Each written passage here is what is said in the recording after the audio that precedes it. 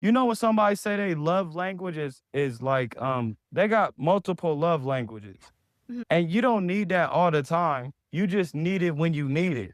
And I read the book as a man, and I thought they left something out. Which book? The Love Languages book? Yeah, the love Oh, languages. okay. One another love language is silence. My love language is silence. Okay, but that's why I'm asking you, since the book left it out, can you define what you mean by silence? Because silence to me means not saying anything at all. And people can't No, really live that way. So maybe you can define for us what you mean by silence. peace and quiet.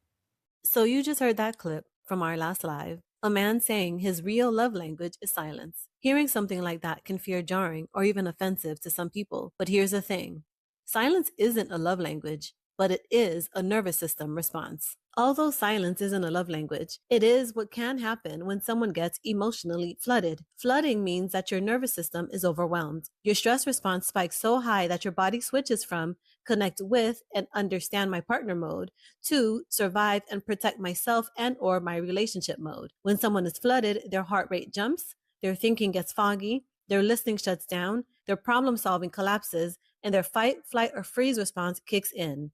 And the Gottmans found that men get flooded faster and take longer to calm down during relationship conflict than women do. So when a man says, my love language is silence, what he might really mean is, when I'm overwhelmed, I shut down to try to calm my body down. It's just his way of self soothing, his way of self regulating. Now, let's talk about what happens next: the pursue withdraw dynamic. This is one of the most common relationship patterns between men and women, and also one of the most misunderstood. When he withdraws and goes silent, she feels abandoned. Her anxiety spikes, so she naturally pushes harder. She asks more questions, she wants more clarity, she seeks more reassurance, and she tries to talk it out. She's not trying to nag him, she's trying to reconnect. But the more she pursues, the more she demands, the more flooded he becomes. And the more flooded he becomes, the more he shuts down, the more he goes quiet, the more he pulls away, and the more he retreats into silence. He's not trying to punish her. He's trying to stop the overwhelm inside his own body. Each person's survival strategy triggers the other's survival strategy. Her pursuit and her demands make him withdraw more, and his withdrawing makes her pursue and demand harder, and around it goes.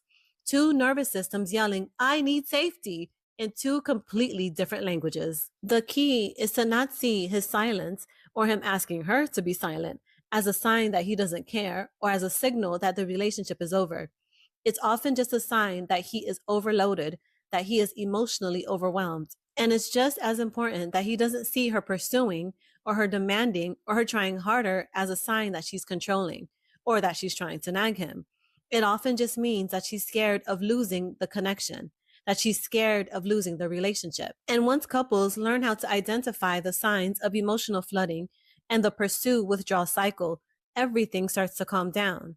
Because then you're no longer fighting each other, you're trying to break and disrupt the pattern.